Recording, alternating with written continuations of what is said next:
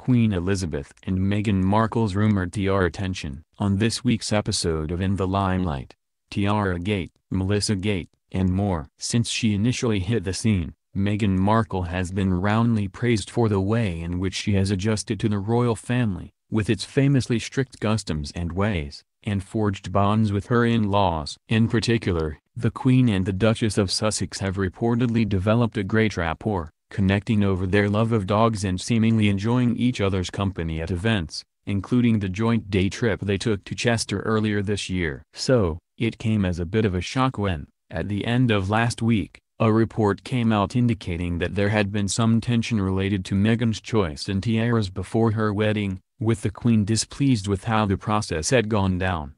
On this week's episode of Vanity Fair's pop culture podcast, In the Limelight, co-hosts Josh Duboff and Julie Miller break down Tiara Gate, examining, dissecting, and analyzing what they make of its substance and timing. In addition, the two discuss another new, and similarly odd, Meghan-related report, that her assistant, known only as Melissa, quit recently, just about 6 months after the royal wedding. Curiously, a palace source went out of their way to praise Melissa as she departed. The two also discuss the royal fab for Meghan, Kate Middleton, Harry, and William, reuniting over the past weekend for a series of appearances.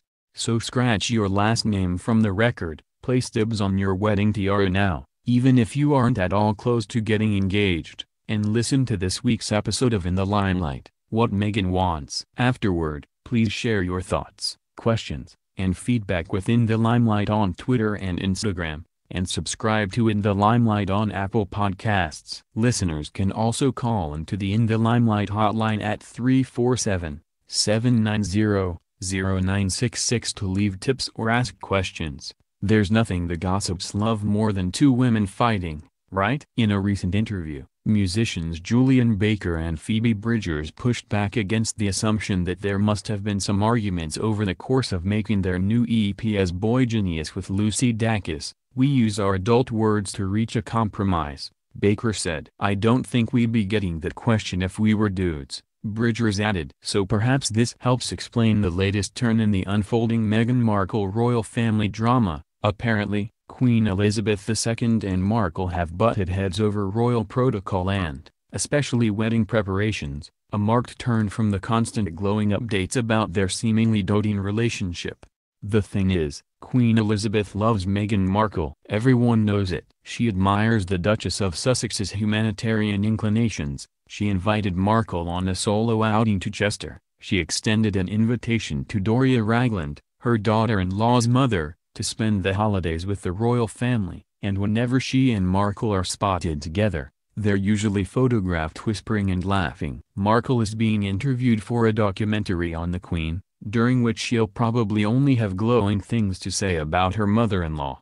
The source of tensions, it seems, based on a new report in The Sun, grain of salt, always, was the tiara Markle hoped to wear for her wedding to Prince Harry. According to biographer Robert Johnson, Harry had proclaimed to his staff that what Meghan wants, Meghan gets. And honestly, good for her. But per The Sun's anonymous sources, Markle selected an emerald-encrusted tiara of unknown provenance. She was told she couldn't wear it, as it may have come from Russia. Prince Harry hit the roof when they were told it was impossible for her to wear it, the source said. The Queen then stepped in, telling Harry that no, in fact, Markle cannot have whatever she wants.